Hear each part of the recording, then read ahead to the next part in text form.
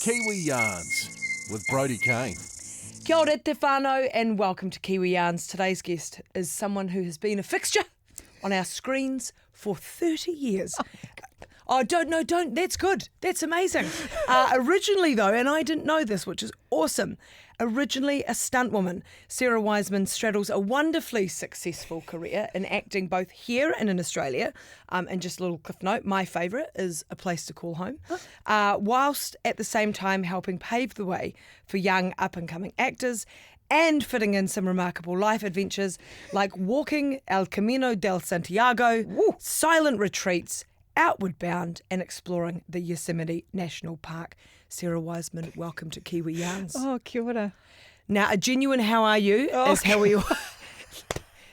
how we always start. Oh, I'm all the feels, Brodie. You're my all God. the feels? Yeah. Yep. Yeah. It's so funny. much to be grateful for, so much to be grieving for. Yeah, for sure. It's a topsy-turvy one, that one to answer, I'm finding increasingly as we to go why is through that? Yeah. Do you have ways that you balance your happiness with grief? Tears are good. Yep. Tears are good. Dancing. I know you're big music. I thought you were going to say, no, you're a good dancer. I was going to go, hang on a minute. That's to be determined. You know, there's no judgment on anyone's type of dancing, but connection, friends, getting my feet grounded on bare earth, that kind of thing, getting in the ocean. Yeah. I believe. I've been a fan of yours for a long time, and so I think when we first connected online and in our DMs, might have actually been a dancing clip back in COVID times. It maybe. was. Yeah. You were dancing it out. I was like, that's my girl. Yeah. And I was like, oh my gosh, I love you. And that was sort of a nice way for us to connect. So thank you for coming on. It's an honour. Yeah. This is my first ever podcast, long form. So yeah, I will be really special. nice, I promise. Okay. Now, you're back in Aotearoa at the moment. I am. Can I ask, because as I said in the intro, you have really successfully straddled a career that is here and in Australia. How does that work for you? Like, how do you balance that? How do you live a double life? Yeah, it's interesting. So I live between Sydney. We're speaking a little bit Australian there. I live in Sydney and Auckland, and I love both countries. I love Australia. I love working in Australia, and I love working here too. So it's really interesting. It feels strange in that I kind of have two homes now. Obviously here is home because of family and that robust community that I grew up with, but I just feel very lucky and grateful that I have the opportunity to do both. That's kind of how it's how I look at it. And is there a way that you've been able to feel like, you know, coming back and forth? I know you're here at least till August-ish now. Yeah. What are some of the things you do to make yourself feel settled in both places? Join a gym. Yeah, fair. Get in the ocean, get in that nature, and connect with because I've got some amazing Australian mates. Yeah. So connect up with them and connect up with my Kiwi mates here and obviously family here as well. Yeah. Yeah. Is there any sort of projects at the moment that you're working on that you can tell us about, or are they? I'm soon to be rehearsing for Auckland Theatre Company's Macbeth, and I'm one of those. Shakespeare is not in my wheelhouse. Yeah. And it's quite a vulnerable thing to say that because there's a lot of people that are extremely good and passionate and verbose, like they can just quote sonnets. And so I feel the privilege and I feel the honour the weighted honour that I just really, really, really want to serve it. And because I think I had maybe my English teacher wasn't up with shaky. So with the bard. So it wasn't very an enthusiastic lesson, and I think, that just sort of like, that's just all too difficult. But like learning any new language as it is, it's really exciting, and I'm so down the 100-day project with my mate Amanda Billing, unravelling Lady Macbeth right now. So I just feel very, very, very lucky to have this opportunity. I thought that had passed me by, the opportunity to play her. It's funny, you've just made me sort of flash back to high school myself, where I don't know. This is actually no shade to any of my English teachers too, but I feel like when we were teenagers, we sort of sat there and read these things as teenagers and sort of didn't really understand the weight of what we were reading. No. We just sort of, I remember, might have been fifth form or sixth form, just sort of churning through Othello and not but having no. I mean, because it's quite a... Because you can't just read it. It's like you can't learn a language by reading it. You got to speak it. And these words and, I mean, I'm trying to convert people. And the play Macbeth is so relevant right now, and had a little sneaky chat with our director, and the setting and the design is just, I'm so excited. Oh, I'm so excited. And so when the stages of rehearsing for something like that, are there sort of stages where it's like a shit show? Yes. But like, is it stages of, as you say, it's like learning a new language? Yes. So is it almost like, I don't know, like a phase of study and then hitting the stage? Yeah. Or, how does that sort of work when you're preparing for something like that? I'm going to be fully loaded, ready to go, words in clearly before I begin rehearsals, because once you're on that floor, you got to kind of throw it all up and be open to everything, and I don't want to be worried about the dialogue. So I'm in the deep dive right now, which is it's a whole new world.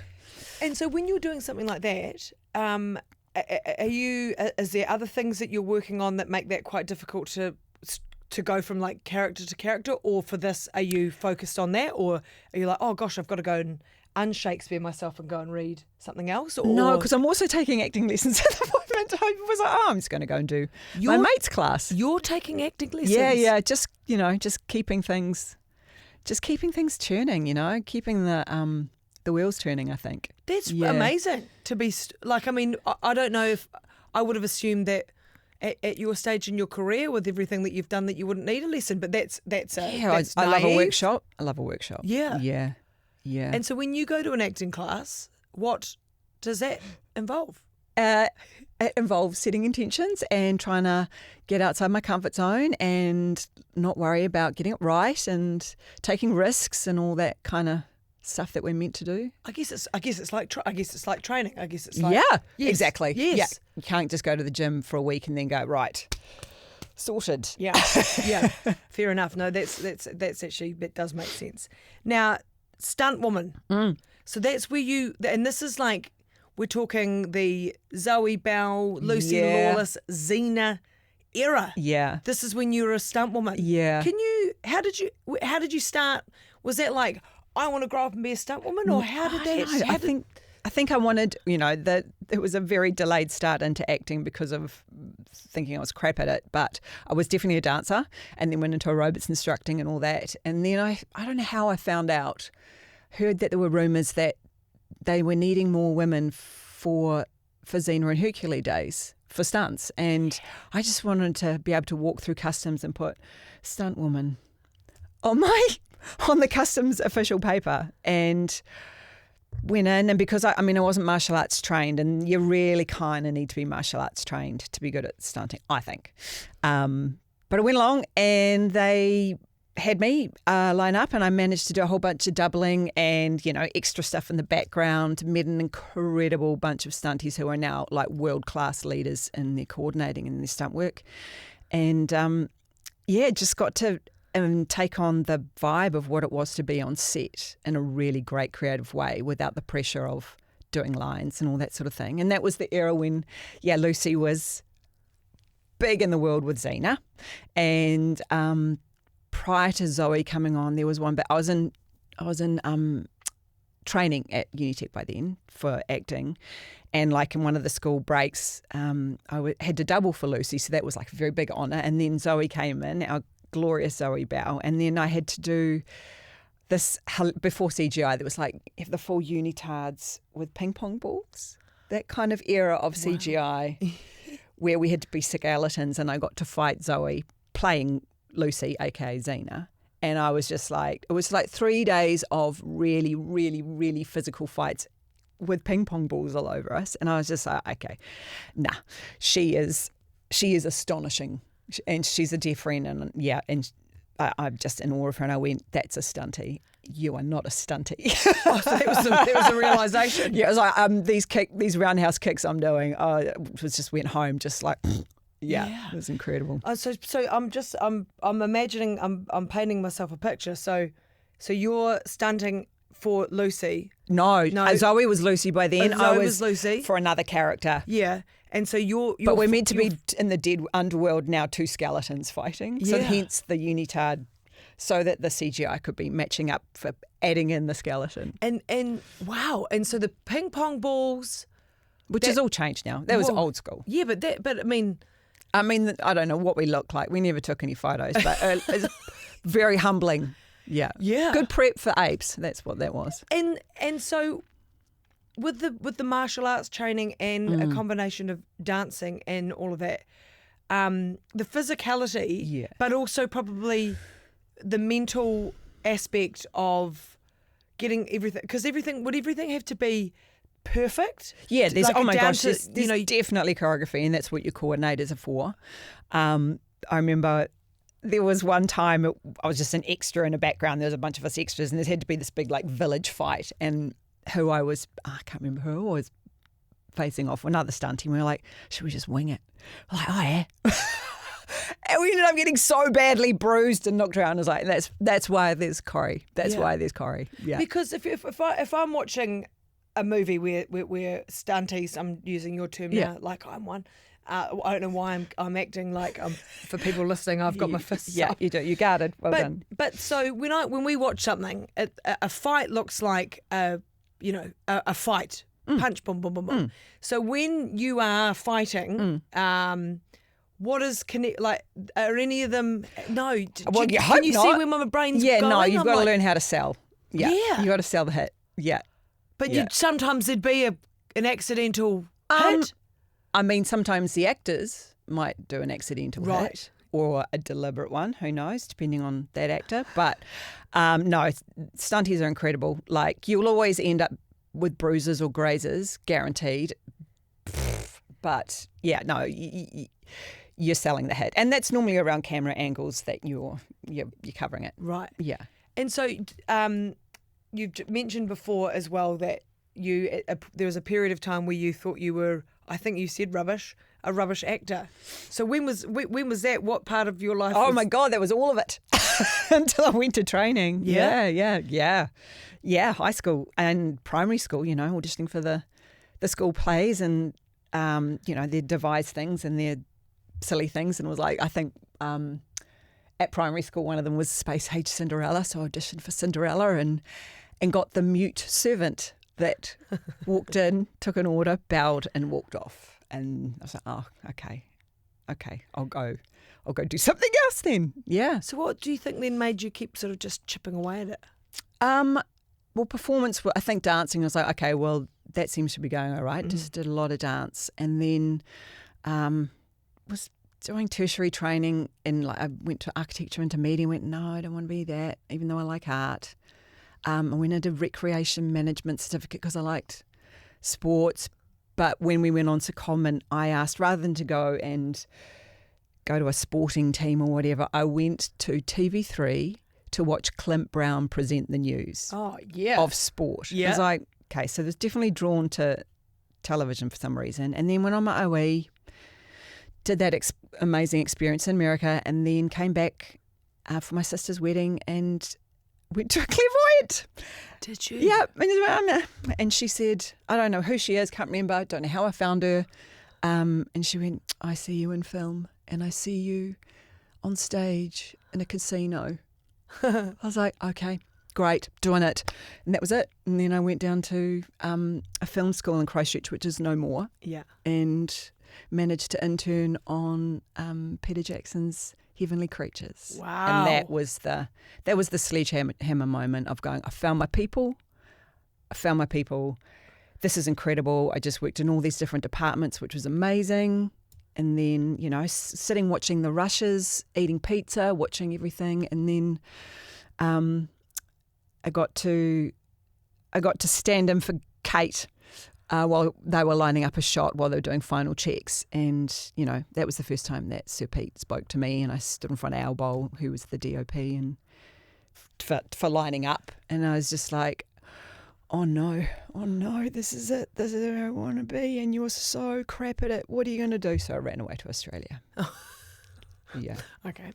Which hasn't worked out that badly for you. Yeah. I just want to circle back to one more thing that you touched on, which was aerobics instructor. Yeah. So where were you doing that? Oh, blimmin' Pakuranga. Were you? And all over. I was a full-time instructor for a while there. Yeah. And so, because I'm just thinking of the aerobics classes that I used to, when I moved to Auckland, I was at Les Mills Victoria Park, Victoria Street. Yes, my local. And I used to really lean into body attack. Yes. So is that, is that the kind that kind of thing? Yeah. Yeah, used to teach that, and like now I go, wow, like I just made it up on the spot. Did like, you? Yeah, there was no choreo for that. That was just freestyling it. Yeah.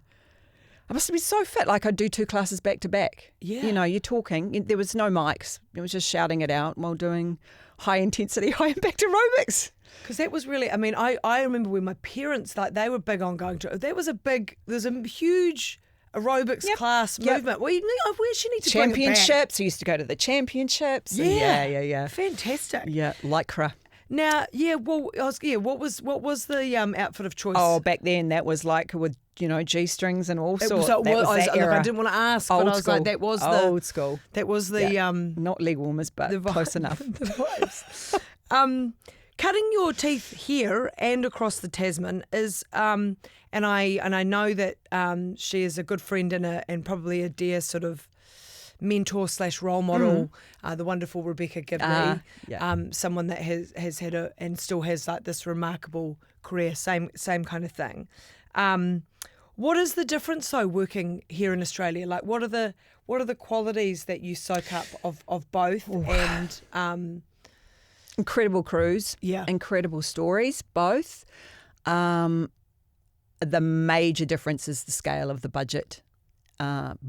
For sure, I think the industry is a lot more robust and maybe supported over there. I think, especially right now with the government that's in there at the moment, there's a massive level of support for storytelling and representation of cultural, everyone being recognised, and there's a variety, and of course there's multiple platforms over there. So I think that's the most shifting thing. There's also a beautiful collaboration I've experienced over there with things like A Place Called Home and Territory and High Country, where there's a level of equality between people, actors, crew, production, producers. It's just a really uniting experience, and I know that we're up against it here because of such minimal budgets, and it's really frustrating because we are all about our stories, and that's our culture. It's like we've got to have that representation, otherwise we just become this homogenized offshore mess as opposed to what makes us float. Because I mean, I've spoken to a lot of actors on this podcast, and one of the shows that everyone I'm not saying everyone, but a good chunk of people have worked on is Shortland Street. Yep. And that being something that so many actors can say, that is a hugely helpful thing to one's career. Yep. Both crew and cast and writing and production, representation of story, like the type of person presented on that show is beyond any other soap that I've seen.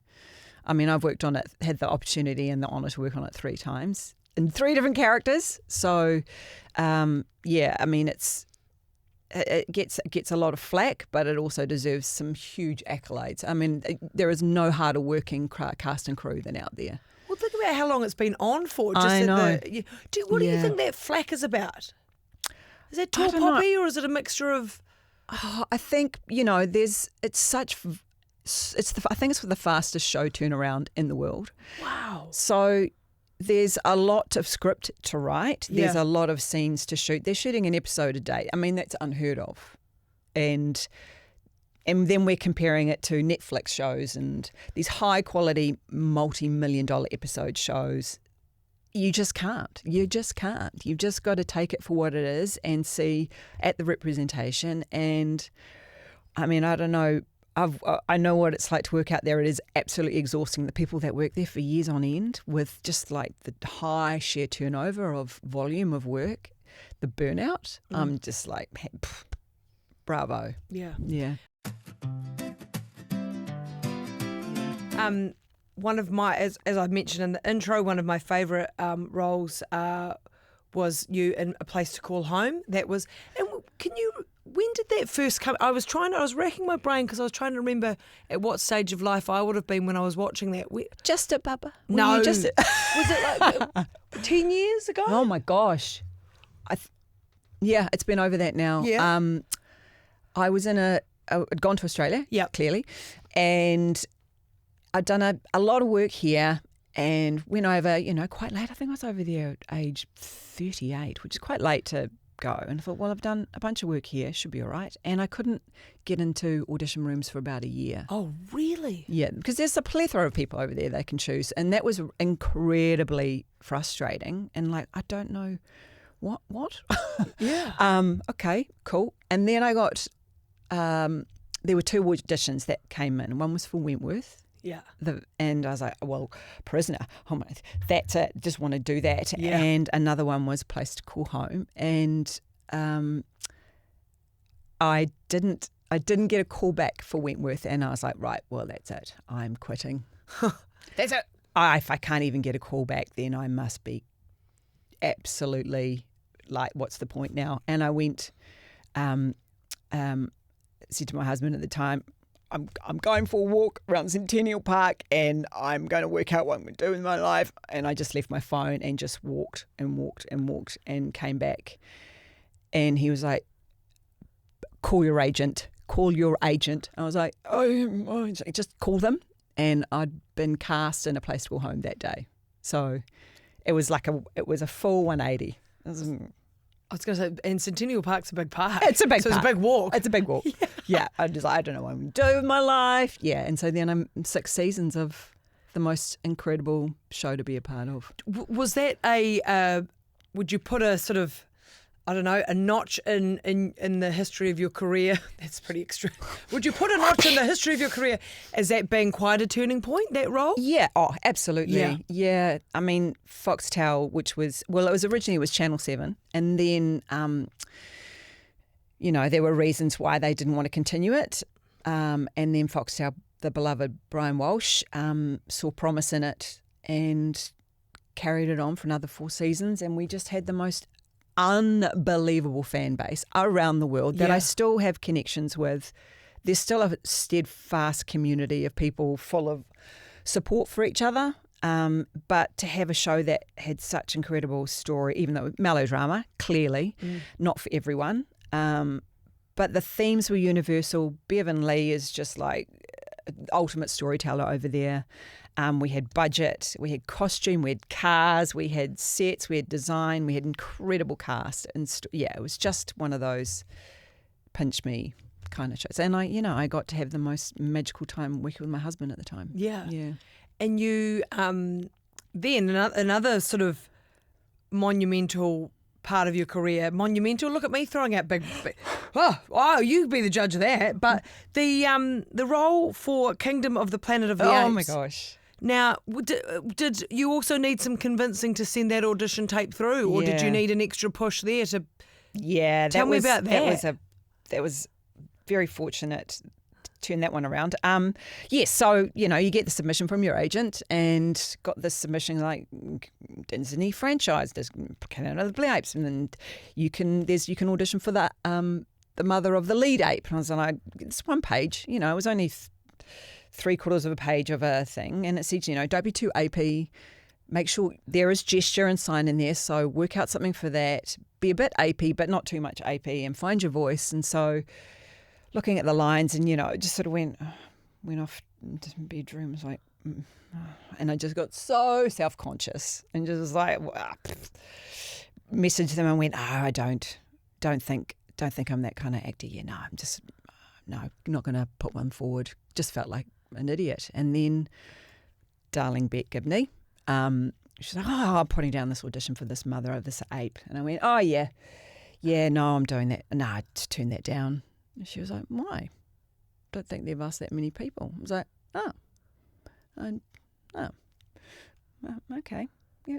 And then just went, oh, you're so scared. You were just so scared of being a fool that's the reason why you've said no. So I owe that job to her. And I sent her a bunch of flowers when I got it because I just went, 20 minutes, I'm just going to put it down. I'm not going to think about it. I'm going to wear black. I'm not going to wear any makeup. I'm just going to, shoot it. And then got the call like that they wanted me for Dar. And I was like, wait, what?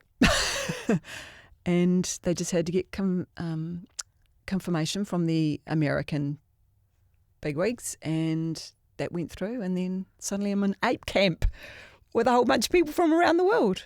And that's fascinating because I'm like, so the page that you got that's like, don't do this, don't be too apey, do this. Yeah. That's sort of your guidelines for your audition. Yeah. And then you get it, and then you've got to go to ape camp for 6 weeks. Yeah.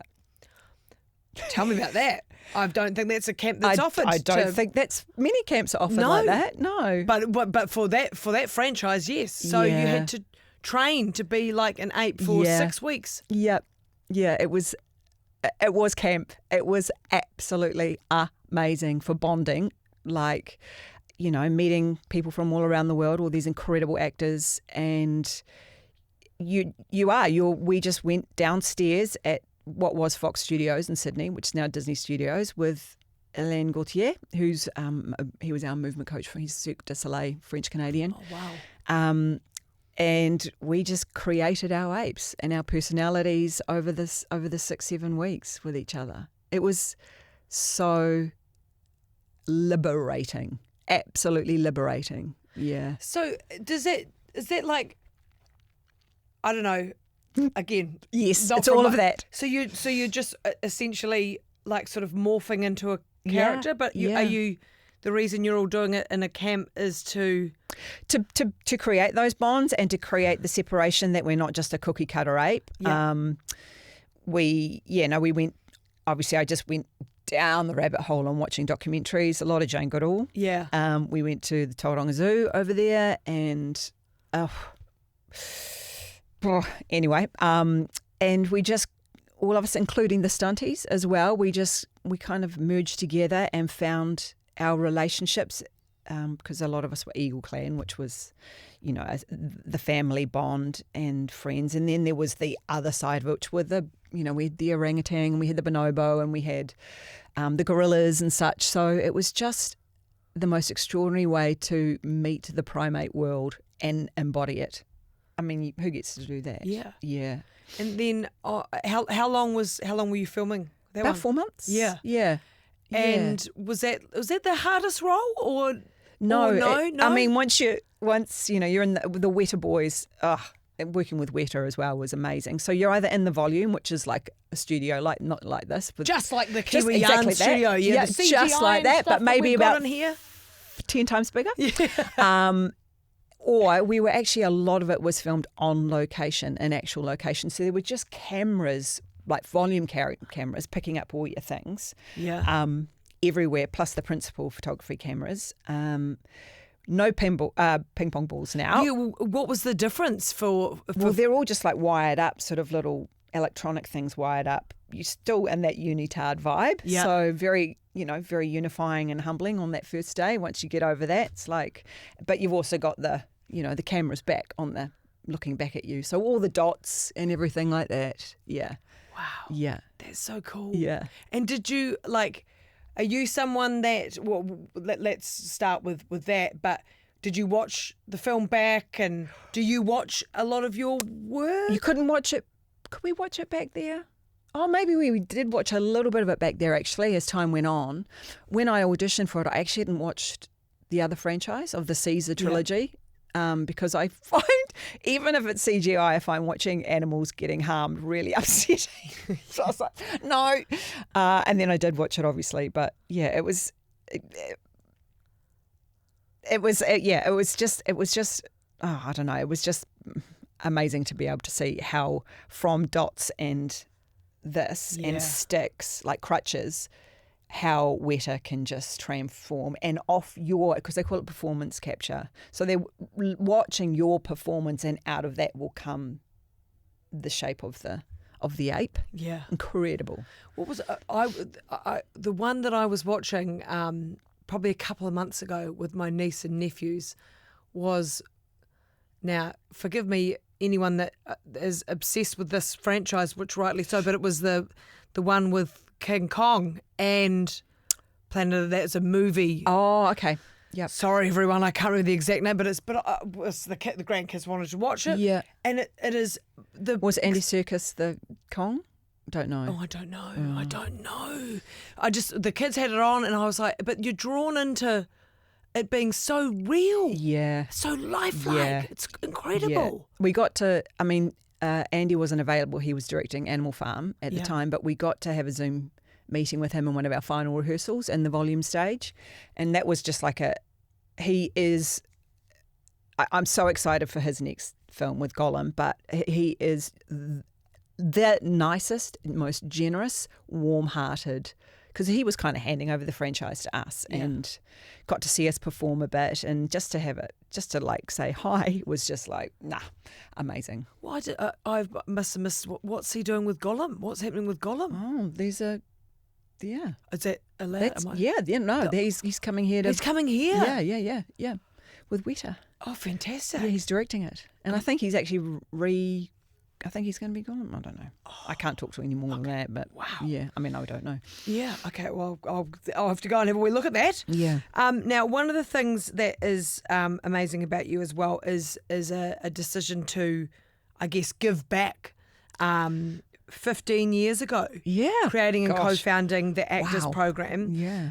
This being a way to nurture, lift, encourage Absolutely. people to get into the industry. Why was this so important for you to do? I had a golden time in my 3 years of drama training, and there's Twifcardy down in Wellington and there's Unitec. Those are the two kind of major 3-year degree areas that you can train, and I just felt like that there was a gap that could be filled in being able to uplift and upskill our actors moving in the industry, not only here but overseas. And so I had this little sneaky meeting with some like-minded people that I adored in the industry, and we got together and we kind of brainstormed this 1-year intensive course that we would want to go to. And so we had all these parameters that we had to tick off, and we did it. And that was in, I think, the first year we met in 2010. Took us a year to get it together, and in 2012 we launched it, and now it's 2026, and we're having our 15-year anniversary. I'm so proud of it. It's like, I feel so grateful for all the actors and practitioners that come in and give their time, because we're a charitable trust. Yep. So I know a lot of people that come in and help train these incredible actors coming through, paying it forward as well, because there could be they'd be charging so much more than what we can offer. So yeah, we're having a fundraiser right now to I guess ensure its future. Yeah. But yeah, there's some incredible talent coming out of there. I guess because there'd be an assumption, and I don't doubt that there's elements of it being a competitive industry. But hearing that wonderful story about Rebecca encouraging you and all of that, that's possibly not a lot of what we do see outward. Like the public see that real sort of competitive. We're in this together. There's room for everyone. That was my MO, was because it is such a fickle industry and you have to be comfortable with disappointment and rejection to build a community that was supportive, and you've got your people and you've got places that you can hang out and work up and work your work ethic when you're potentially not in professional work. And like a beautiful full circle moment now, as I've been, it's on air now, but with Crackhead is Holly Shervey was in our first year. So now Holly's employing me, or obviously that entire production, but it's like, yeah, it's really special. Yeah. And would you think as well, like if you know, earlier you were talking about the larger scale of I guess opportunities, budgets and things like that in Australia, is that actually, and I find it in having been sort of like getting out of the thick of the media industry and having a different sort of lens, so to speak, and going, well, do you know what? You don't have to be pitted against this person, and in order for the wider, and I don't think that this is necessarily always the way. I don't think it. Well, no, actually, I don't necessarily. I absolutely don't think that our larger media companies realise that actually we're in a bind here, whereby if the ship's going down, we're all going down with it. Yeah. And so that sort of collective support. Pull each other up. Yes. Yeah. Pull each other up for sure. So that's in a positive way, not in this way. Yeah. Yeah.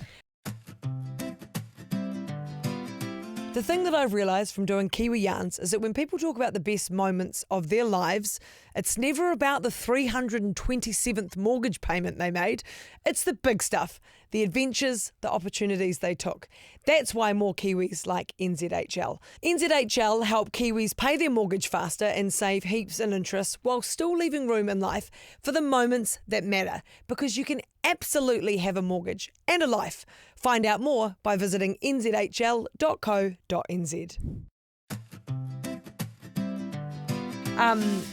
The other thing that is sort of similar to this is the Edge of You, which is this is relatively new. Yeah. So this is like a workshop. You've said love a workshop. But this is for non-actors. This is for it's for anyone basically. Okay. Yeah. Yeah. It's for I've been tutoring actors for a good 2 decades now. Yeah.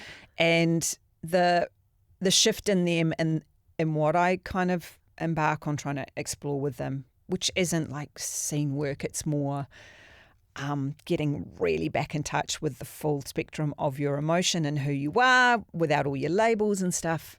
It kind of just brings up their life force in them again, and in a safe way. And just the transformation and the feedback that I've had from those people, I was like, there's got to be a place for it in the real world with. So it kind of came out of my own stuff as well. As you get older, I find, probably not you, because you're pretty awesome in your full expression. But I find that as you get older, you know, the labels that you carry and the responsibilities and the duties and, I don't know, online media and all the suffocating things that can kind of close you down, that we lose touch with that full expression in that joyous way, or embracing the shadow side in a safe way. So yeah, that's kind of the impetus of why I've been trying to embark and giving people their reclamation back. And so would it be based on sort of experiences as well that you have had in terms of being, and I guess like, but you being really open with people in terms of when they come and do that, like, these are the experiences that I've had. Yeah. You know? Yeah, for sure. Anything that I ask them to do, I've done multiple times. So I'm not going to put them in situations that, I mean, it's like, it's called the edge of you. So you're meeting the edges of you, whether that's being louder or being a bit more expressive, or whether it's actually going inwards and being a bit more introspective and finding that stillness, which a lot of people are terrified of as well. So it's a whole mishmash of sound, movement, music, journaling, breath work, all the stuff, playful stuff, just getting out of the way of all the crap that we have to hold on to. Yeah. Which is, I mean, it's hard though, right? Like, especially in today's world. Yeah. So and you, because you do a lot of breath work yourself. Yeah, that's I found a few different things. Gosh, I've been down so many rabbit holes with different sort of things that you can do for I guess staying authentic. Yeah. Bit of a guinea pig for that. Yeah. Yeah. So you'll just, and I've got some of your adventures to talk about, but would we say some of those adventures are those types of things? Yeah, for sure. Do you just, is it more that you're like, oh, that sounds like, I'll give that a crack? Well, yeah, it's kind of like a calling. It's like, if I feel something go, okay, and that's like, well, I have to do it now. Yeah. And so let's start with, because you have been on some amazing adventures. And so we'll start with one closer to home that many people have done, everyone should do. Guilty, haven't done it, but I absolutely still do want to do it, which is Outward Bound. And you've done that 3 times. Yeah. Tell me about Wow. Tell me about the Yeah. experience whole, but what the differences of those 3 times. Well, I found out about it. My brother, who's quite a bit older than me, maybe 7 years. I'm saying maybe. I should know that.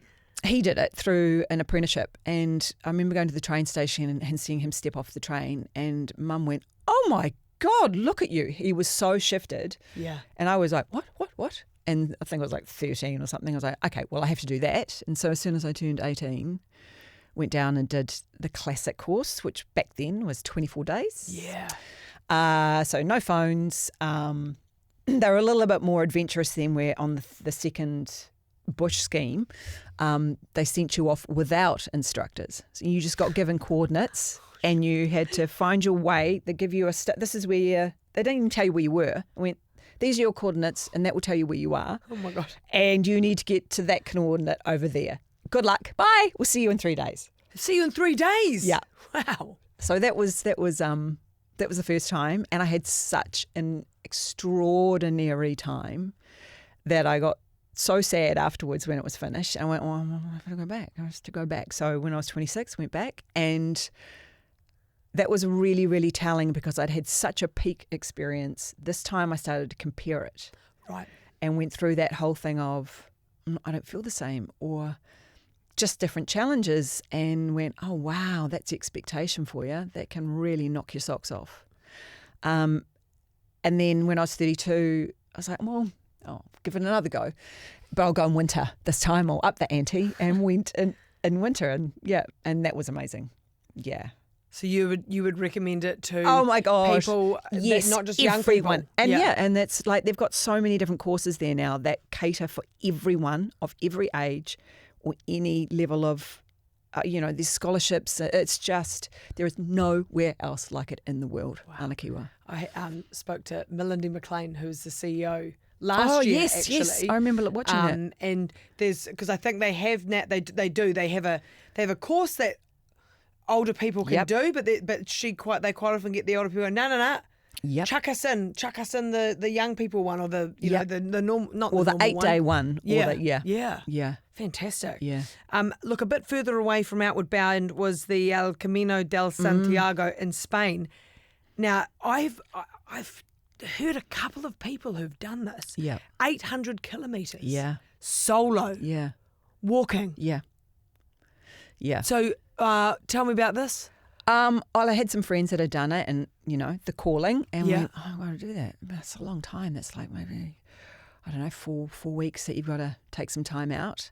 And then I was on hold for a job, and that went away. And then I knew I had 6 weeks with nothing. Yeah. And it was the right time of the year to potentially go. So I was like, oh, this is it. I'm going to do it. I'm going to do it now. So I didn't break in my shoes. Bought some new hiking, because get some proper hiking shoes. Didn't have time to break in my shoes. Rookie mistake. And just borrowed a friend's pack who'd done it. Got her gear list, and flew over to a country where I don't speak Spanish. Had no Spanish prep. And did I think it's not the OG, but it's the most popular one, the Francis Way, so you start in France. Didn't speak any French, just trying to get to the starting point. And then you walk day one from France over the Pyrenees into Spain. And that was baptism by fire, because really sore feet. It got part way up and it started to pour, and I had all my wet weather gear at the bottom of the back. Walked in late because I thought I was going to have the first night in France to acclimatise, but all the people that I'd got on the train with were all walking off, and I hadn't booked accommodation, and so I got into Roncesvalles, which was the first spot, which is the monastery, but that was full. went to these cabins, had a cold shower, everything was wet, nothing could dry. It was just like started the next day. To get started the next day, it took me like 90 minutes to actually wrap my head around getting dressed and packing. I was like, why can't I think? It was just, what is happening? And by the end of it, you're just like, got this sorted. Did you have blisters? No. No. Thank God. Yeah, because that can break That people. changes everything. Yeah. You're so obsessed with your feet. Yeah. Everyone you meet, how are your feet? How are your feet going? That's you're just inspecting them. Yeah. Yeah. So when you do that, do you have to book it? No. Well, some people do. They'll Yeah. book their lodge because there's like the albergos as you go along, which are the pilgrim Yeah. hostels. Yeah. So they're cheaper and often they'll have a pilgrim meal. There's either monasteries or private ones. A couple of times I splurged out and got a hotel room, which is probably about the size of this mat for €120. Wow. But you had your own shower as opposed to sharing. But definitely took earplugs because there's cacophony of snoring. Yeah. But it's just amazing. I just met so many incredible people from around the world. Incredibly humbling that a lot of the Europeans that were walking knew about 4 or 5 languages. Yeah. I knew English. Yeah. It was just, wow, amazing. And so you walked every day Yes. for 4 weeks? Yeah, I didn't take a rest day. I did it I finished in 27 days. Yeah. On the map book that you're kind of following, it's an average around 34. So I came in quick. Yeah. But the first third, you're like, they say it's all about the physical, which is your body adjusting. And then the second, which is through the meseta, which is you're in the high plains and the territory looks very similar. So that goes into the mental thing of like, am I going to finish this? I got to that point of, will I complete this? I really started to doubt. It's like, oh my gosh, I thought this would, you just go through all sorts of stuff. And then by the end through Galicia, which is a lot more lush and pretty and rainy, you kind of move into the more spiritual, big questions start to get answered because now you're in your walk. There's nothing to do but walk. It's incredible. It's like all I have to do is get up, walk until I'm tired, find somewhere to sleep, wash my clothes, and do it again.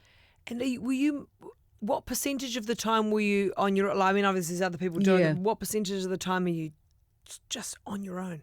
Oh, those moments. Like I did little video recordings. Sometimes you're in what feels like rush hour. And that's really cool because you can meet people, have your little chats and move on. You kind of get the tone of whether people want to talk or not or whether you want to or not. But the times when you're walking and there's no one in front or behind is just like, oh my God. It's just incredible. Yeah, it's like a meditation. I don't even know if this is. Do you prefer your own company? Are you a solo girly? I'm both. Okay. I'm both. Yeah. I've now been flying solo myself. It took a while to get comfortable with not having someone there, and so there's been an incredible journey of cherishing the solitude as opposed to the panic of what do I do with all this time? Yeah.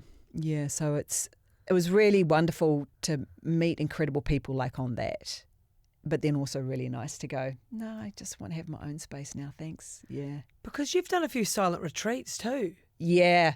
Like 10 days. Yeah. 10 days? Vipassana. Yeah. And you'd think that the hardest part is the not talking. That's the easiest part. Really? Oh, God, yeah. Well, what's the hardest part? It's the talking. That's the mental. It's the monkey mind. Oh, okay. Now, yeah. because there's no distraction, you've just got to sit and focus. And so the amount of why that song just like incessantly on repeat, or memories or things come up because that's what it's about. They're coming up to the surface, and your job is to observe it and come back to your point of focus and just let it move through rather than attached to the story as it. Yeah. No, because I don't look. I Is don't that know your how, edge? Is no, that look, your I don't edge? know how I'd go. In Yeah, one of the, is that I your always edge? joke about it. I think I don't know. It's incredible. But was the first one like you've done it 3 times? Yeah. Again, it's been a long time now. but Are there are you around people though? Yeah, oh yeah. So you You get are your around own people. little in Kokopapa where the Vipassana retreat is in Auckland. It's incredible. You've got your own little cell, Yeah. sleeping quarters, which is about the size of this mat. Oh, we're all back So on the you've got a little mat. bunk, Yeah. and but you've got communal toilets. You've got communal eating. Everything is koha. Everyone that's Just wake up and volunteering. be like, morning. Oh, Yeah, you've got a bell that wakes you up, and then there's the communal hall where you can group meditate. yeah. Women on one side, men on the other. They're kept separate in terms of the living, just to keep that apart. So women have got their own area, men have got their own area, but then you can also do private meditation in your own room if you don't want to go into the hall. But Yeah. I think there's 3 times you meet during the day where it's required that you have that in the thing. And then there's the video discourse at the end of the night where you're like, right, that's what's going on. And a couple of times the people that are like overseeing it who are volunteers as well, you'll get to check in with them and they're just going to go, how are you going? Are you okay? And that's when you can go, yep, or am I doing it right? So you can speak then. But it's not like, let me unload my therapy to you. And yeah, okay. So could you think of a couple of things that you got out of that? Stillness, like to have a mind that's stopped. And I remember I think it was the second time actually, sitting there in the group meditation at the end and we're finishing off and I just felt, it's literally like I felt myself plug in. It was the most extraordinary sensation. It was like I'd been plugged into the mainframe and everything in my body just hummed. And I'm assuming that's like Kundalini energy. And I remember sitting there going, I can't attach to this because it will go and I just have to detach and feel what it is to feel so connected and at one and silent. It was just the most blissful, peaceful, freeing sense in a human body. Are you or have you been able to get that back? No. No. You'd have to go back to the thing. I don't know. I think not like that. I've had other experiences where I feel plugged in, Yeah. but that's through plant medicine or a midi experience that I just had on the weekend, which was so profound. But by myself, yeah, but it's nice to know that it's there and that is a homecoming to aspire to, I think. So I'm just so because I'm trying to see, and I imagine there's probably people listening. So when you say you feel plugged in, Yeah. but do you mean that everything's silent and quiet? Yeah, or- everything's silent in here, Yeah. but crystal clear, Right. absolutely crystal clear, and the body is vibrating in a way that you just feel part of the field. It's really hard to put into words. Yeah. Yeah.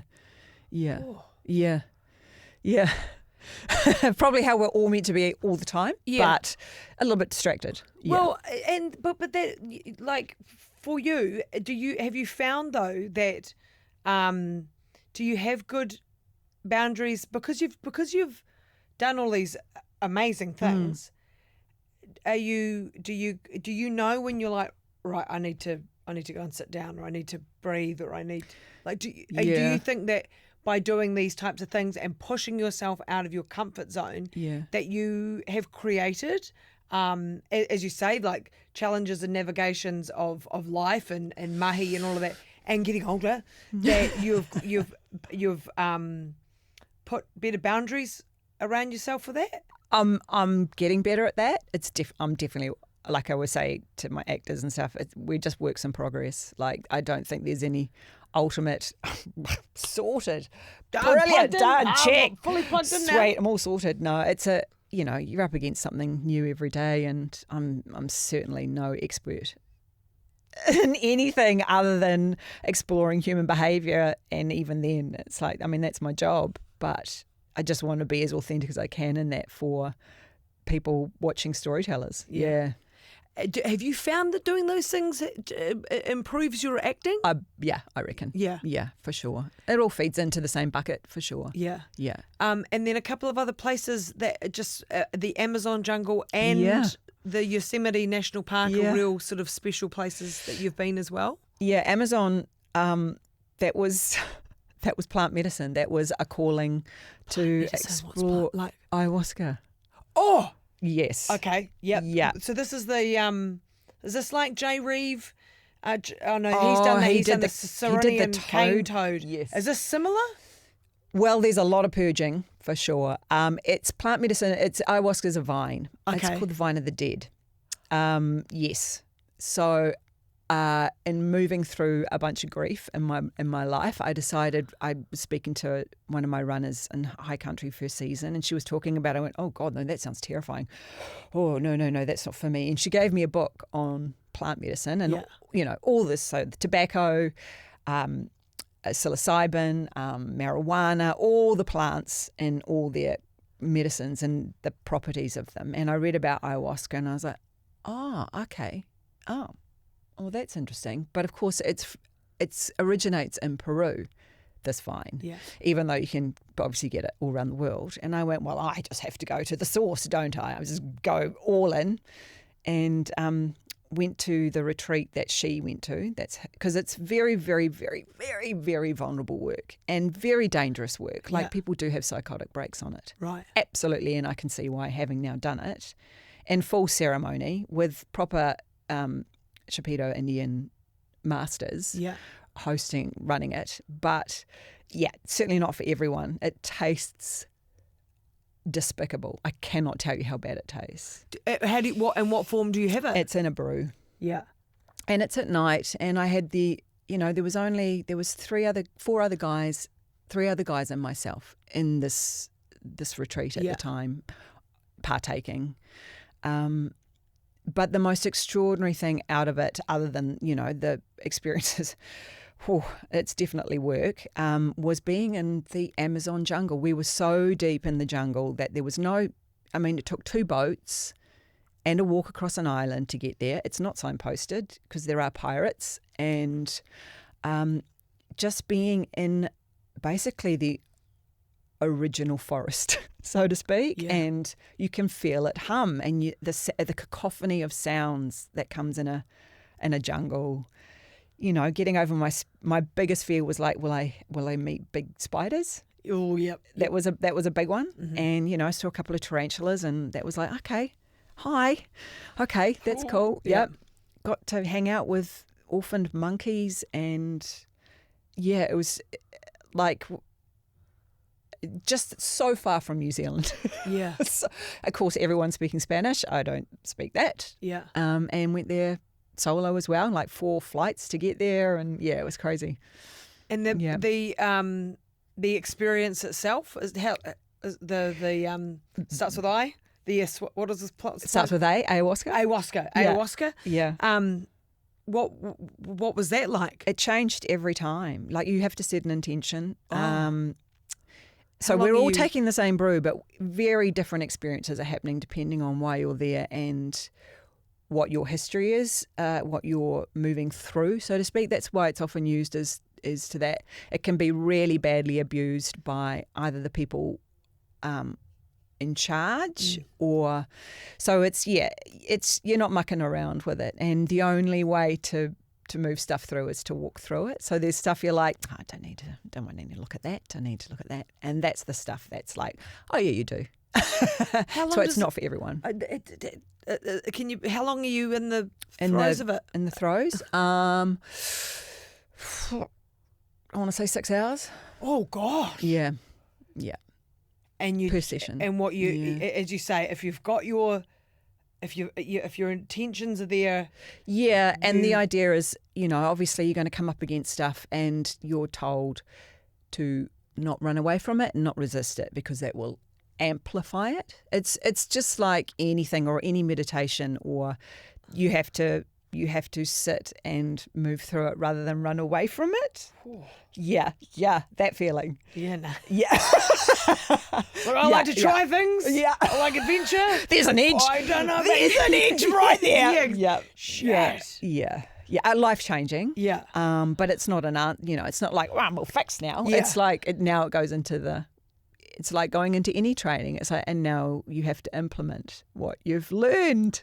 I love that you've tried all these things. I would not do it again though. No, okay. No. Yeah. But it's cool that, like, as I say, like I go, not for me. immediately. Yeah. But Yosemite- I utterly relate. Oh, Yosemite, yes. That's just, you just have to go. I cannot express how beautiful that valley is, that national park is. Like, I try and explain it to people, and it's like, you just have to go. Yeah. I cry every time. Every time I just cry as soon as I drive in. And I guess where I, there's things that you've done that I go, oh, and then I go, oh no, I couldn't do the 800 Ks by myself because I like company too much. I couldn't run marathons, mate. You ran the Kepler. But you know what I mean. But what I love is that you are constantly looking for ways to either develop, improve, but also it's this real piece that I'm really strong about, and that's the out of your comfort zone stuff. Yeah, That's it shrinks as we get older. Yeah, but it shouldn't. We should prioritise time doing it. But we have to activate it. It's like a muscle. Yeah. You can't. I mean, being outside your comfort zone is uncomfortable. Yeah. Well, exactly. Yeah. Would you say that you're quite a private person? You go, I'm on television, and I have been on television for 30 years. Mm-hmm. How have you found being able to? Can you do both? Are people, like you had this marriage with Craig Hall. Yeah. People know who he is, great actor. And you're a single gal now. Do you find that you're able to protect your privacy? For the most part, yeah. I mean, this is Apart from someone interviewing you for an hour. yeah. This is like I was pretty nervous to be interviewed in this for. I don't normally it's promoting a show for sure, and I love that. I love to be able to talk about the work in the show, but I know that can be like nauseating for a lot of people. Get a bunch of actors together and nothing more nauseating than listening to actors talk about acting. We'll just go for hours and hours and hours and hours. But yeah, it's been a journey coming out of half a lifetime with someone for sure. But that's the way it had to be, unfortunately. And so yeah, it's getting to look, as my relationship counsellor said, after for 24 years of looking at the world through the eyes of a union, and then to have that ripped away in a way, I guess it is ripped is the only word for it, is to then go, well, who the hell am I now without that? What does my world look like? And the experience of the rational part of you knows, okay, well, this is the way it is now, but the irrational heart part of you is like, hang on, wait, what? What are we doing? So that's been an experience and a journey, and very all over the place. Yeah. And, grief is not linear at all. So it's just trying to be as authentic, and whatever comes up, and just take care of myself, and finding a lot of joy, and made it my MO to be mates. And so that's where we're at. Yeah. Yeah. Do you I shouldn't even ask this, but now that I'm a bloody hopeless romantic, for goodness sake. I know, But right? do you think that, or are you sort of like university in terms of, if I meet someone, I meet someone? Yeah, I mean, that's the big thing. Like, I hadn't dated since my early mid-20s, and now, in my going into my mid-50s, Lordy, it's like, what is happening? Yeah. So, I mean, I believe in love Yeah. for sure, and but people are people have full lives. They have their own routines and families and way of life. So you're meeting two fully complete people usually. So the dating world's been really interesting in that I've met some wonderful people for sure. Just there hasn't been like a mutual fit, and just navigating that with as much integrity as I can. But also it's that classic thing of the societal questions where people go, oh gosh, you just haven't, just got to keep looking, got to put yourself out. I know. Got to put yourself. If I had $1 for every time someone said you got to put yourself out there, I wanted to throw up. Yeah. So yeah, I am out there. I would love to go travelling and share. I want to go look at that with someone, Yeah. But But yeah, for now, it's just like, I'm not going to, that's a really good thing that the counsellor said. I was like, I'm going to hang on to that little gem, which is, you got to see people how they are, not how you want them to be. And so that's a really, really important point going in. It's like, can't sort of fit or force anything. It's like, this is who you are, and is that a fit? And if it's not, then that's okay. Yeah. Yeah. 100%. Yeah. Oh, well, you've got all these wonderful things that you're doing and adventures and life. Yeah. And that's the other thing, though. It doesn't revolve, like the measure of success isn't who your bloody partner is or not, or, Yeah, that's changed, that success thing. Yeah.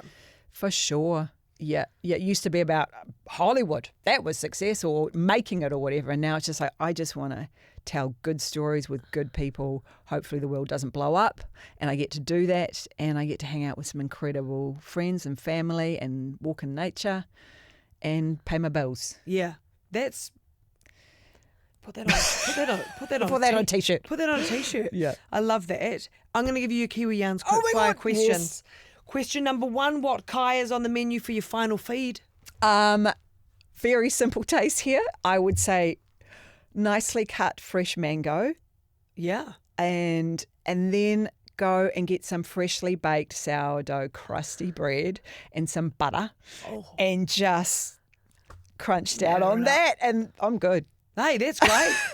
Can you make sourdough? No. No, gosh, I never understand the sourdough people. No, I wish I could, but no, I'm not a baker. If I gave you a magic wand to change one thing in Aotearoa, what would it be? Just one. Just the one today. Okay, let's just go with this because we've tapped on it. It would be that every person has the opportunity to experience Outward Bound, because then they would understand their connection to nature and what makes them them, and how important heart to heart, no digital content around you connection is. Yeah. Fantastic. Your favourite Kiwi artist or song? Oh, impossible. But I've just bought tickets to Split Ends. Oh yeah. When I found out they'd reformed, I was just like ringing my pool hall body boys and was like, we're doing it. I'm buying expensive tickets, you're coming. So, so I want to say a message to my girl right now. Yeah. I'm just so excited. I cannot wait to see them. Well, off the back of seeing them at Electric Avenue, I can assure you that you will be taken to another place. You won't be quiet in Peru, be sobbing. But I promise you that it'll elevate you to another spiritual experience. That's what I want. I will be going to church. Yeah, 100%. I'm in. Heal me. Heal me, Neil. Yeah, go on. Where would you love to go in Aotearoa that you haven't been?